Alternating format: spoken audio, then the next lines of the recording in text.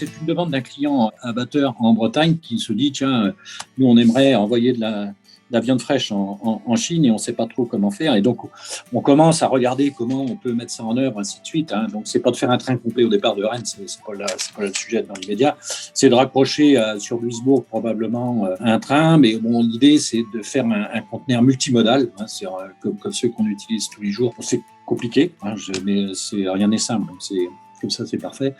Et de mettre ça en œuvre d'ici, on espère, milieu d'année ou un truc comme ça. De faire un essai au moins sur un.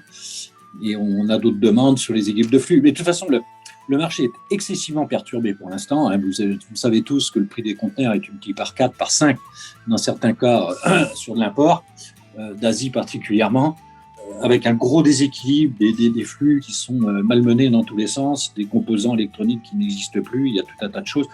C'est vraiment une période hyper compliquée sur actuellement la logistique de grande distance qui est en souffrance dans pas mal de domaines. Après, on ne sait pas le pourquoi du comment parce qu'il y a tout un tas d'explications. Il y a autant d'explications qu'il y a d'experts, donc c'est un peu compliqué. Ce qu'il faut retenir, ce que disait M. Savy, c'est que le transport routier est compétitif ou le ferroviaire n'est pas compétitif. Hein. Donc c'est là aussi que nous, on essaie de bosser à notre petite échelle, de rendre le multimodal très compétitif.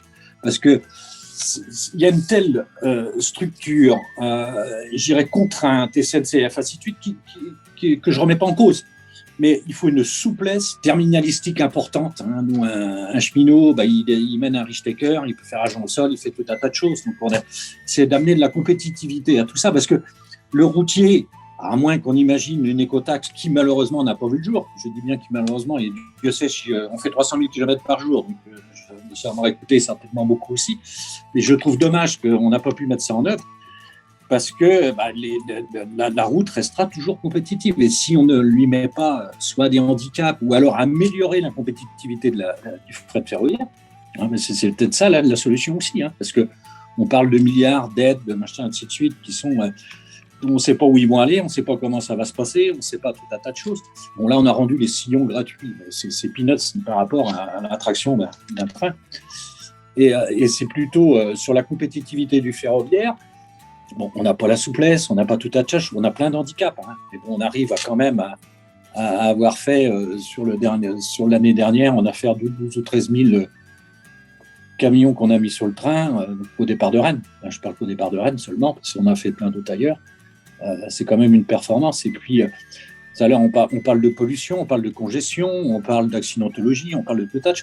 On compte rien. Hein. J'aimais beaucoup la réflexion. J'ai un camion devant, un camion derrière, un à droite et un à gauche. C'est le cas. Et c'est pas tolérable. Je repose quand même le sujet de l'Interland des ports bretons.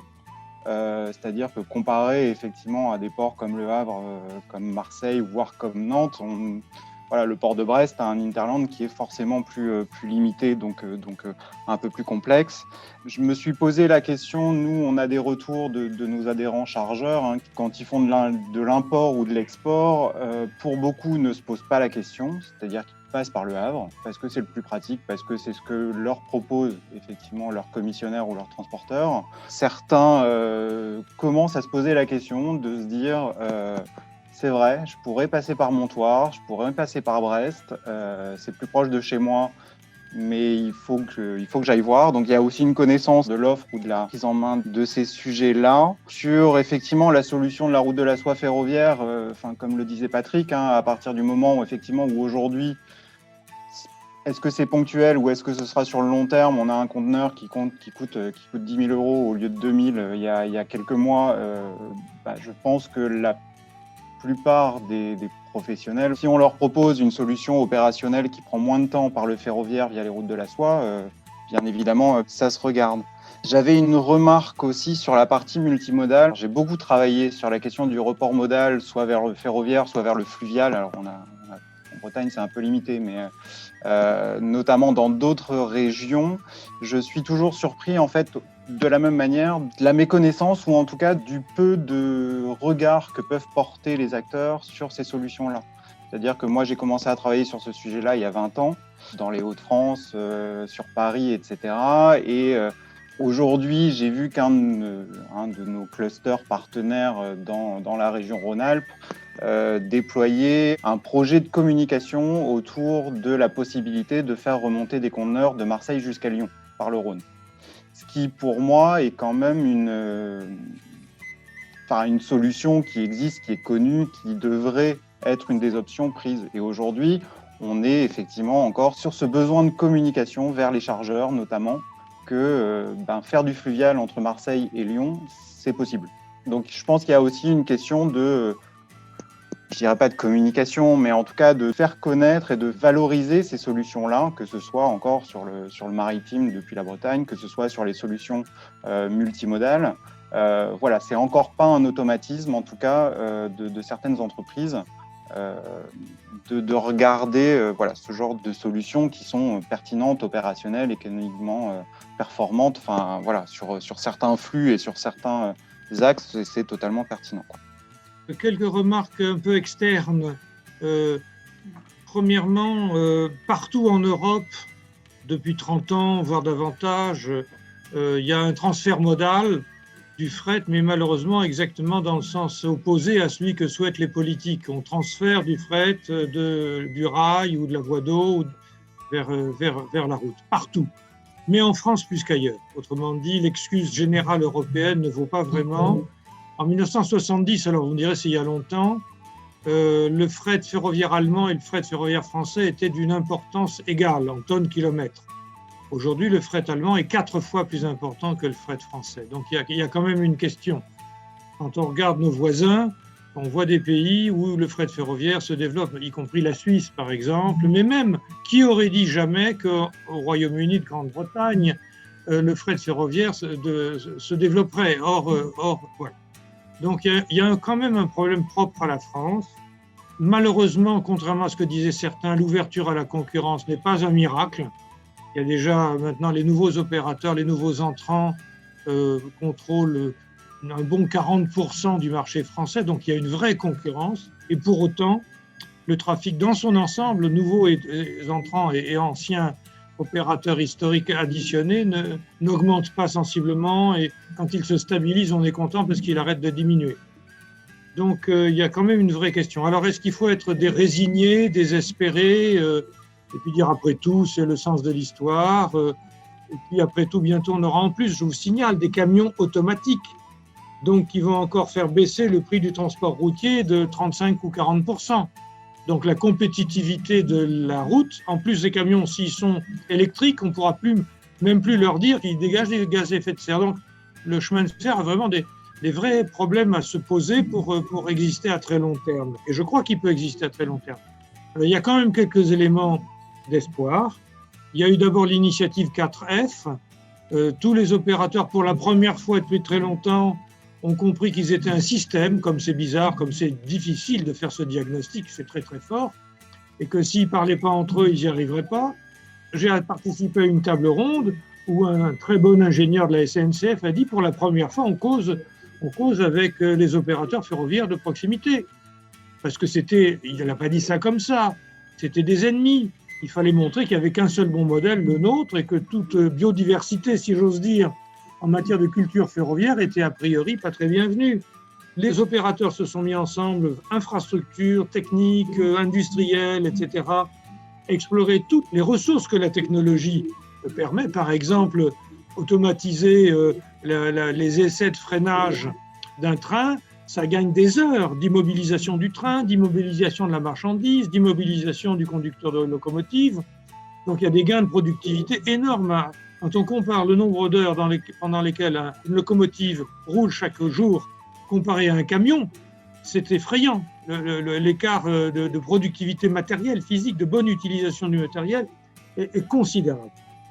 Et on attend, c'était promis dans un article de la LOM, la loi d'orientation des mobilités, c'est pour bientôt, ça devait être notre cadeau de Noël, c'est repoussé, le Covid, etc., on a tous des problèmes, mais on peut espérer qu'au printemps, le gouvernement, dans sa sagesse, en s'appuyant bien sûr sur les travaux de son administration, publiera une stratégie nationale de développement du ferroviaire. L'Europe considère que le transport ferroviaire doit se développer considérablement, et pas seulement pour les voyageurs, mais aussi pour le fret.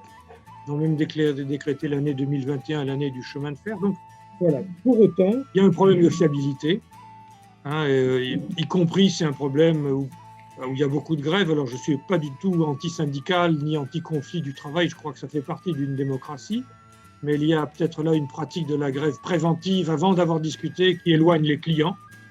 Chacun en fait l'expérience. Il y a un problème de productivité qui peut progresser à travers la technologie, mais aussi la meilleure organisation du travail, la polyvalence des agents aussi, qui est une façon de travailler tout au long de la journée de travail et non pas d'avoir un travail fragmenté et trop segmenté. On pâtit aussi inévitablement, parce que les choses sont compliquées, d'un effort remarquable de remise en état du réseau et de régénération. Sauf que les 3 milliards et quelques qu'on dépense chaque année au lieu de 1 milliard il y a 10 ans, et il faut faire les travaux, il faut les faire quand ? Plutôt la nuit, parce que ça gêne moins les voyageurs, mais du coup, ça gêne encore plus le fret. Voilà. Et puis, pour faire du train, il faut les remplir. Plus grands sont les trains, mieux ils sont productifs. Mais il faut grouper des acteurs. Donc, il faut jouer en système avec l'infrastructure, les gestionnaires d'infrastructures, avec regrouper des chargeurs, et c'est pas facile, chacun a ses contraintes, sa logique, son égoïsme. Il faut faire travailler ensemble des opérateurs de transport. Le monde routier, le monde ferroviaire, c'est un peu deux univers qui ont du mal parfois, plus la manutention, le transfert de l'un à l'autre, qui peut être une interface, autant de raisons de retard, de dysfonctionnement, etc. Donc un très gros travail d'organisation, de coopération systémique. Je trouve que le développement du transport ferroviaire ou intermodal en est la démonstration la plus claire. Voilà, donc c'est difficile, la situation française est mauvaise, la situation bretonne est peut-être encore plus mauvaise, parce que vous êtes une région encore plus routière que les autres, mais les routes de la soie, je trouve que c'est très bien, parce que ça fait rêver. C'est moderne, c'est Marco Polo, en même temps c'est l'histoire, mais la route de la soie, elle commence par une bonne liaison et un bon chantier quelque part en Bretagne, à Rennes, ou peut-être plus loin à l'ouest ou au nord ou au sud de Rennes pour aller plus avant dans le territoire, et jusqu'à Saint-Pierre-des-Corps, vous le dites. Et là, à Saint-Pierre-des-Corps, on est sur un hub qui nous connecte aux flux interrégionaux, internationaux, européens. Donc, je dis, pour faire simple, la route de la soie, avant d'arriver jusqu'à Wuhan ou plus loin, elle passe par Saint-Pierre-des-Corps. Et ça, c'est réaliste, et ça peut apporter déjà un gros progrès de désenclavement de la région. Et pour reprendre très bien les propos de M. Lahaye, fils, le ferroviaire à très longue distance intercontinentale ne concurrence pas ni l'aérien ni le maritime. C'est un niveau intermédiaire entre les 3 ou le mois de maritime et les 3 jours d'aérien. On propose les 15 jours de ferroviaire avec un prix aussi intermédiaire. Donc les chargeurs auront ainsi une gamme de solutions. Et ils vont combiner les solutions selon l'urgence, la valeur de la marchandise et le prix du transport. Donc, on ne va pas substituer du ferroviaire au maritime ou à l'aérien. On va mieux combiner non plus 2, mais 3 solutions dans une gamme plus continue de choix.